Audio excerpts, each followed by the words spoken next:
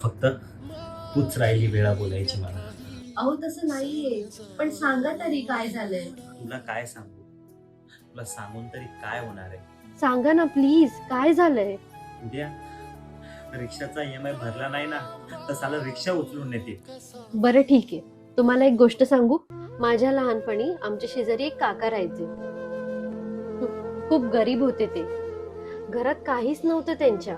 एक दिवस त्यांच्या मुलीला खूप भूक लागली होती आणि ती खूप रडत रडत म्हणाली, बाबा मला खूप भूक लागली, काहीतरी खायला द्या ना. तुम्हाला सांगू, काकांच्या घरात त्या दिवशी एक कण सुद्धा नव्हता अन्नाचा. तुम्हाला माहिती, काका बाहेर गेले, सगळ्यांकडे हात जोडले, पण त्यांना कुणीच मदत केली नाही. मग शेवटी ते घरी आले आणि त्यांनी त्यांच्या मुलीला मिठीत घेतलं.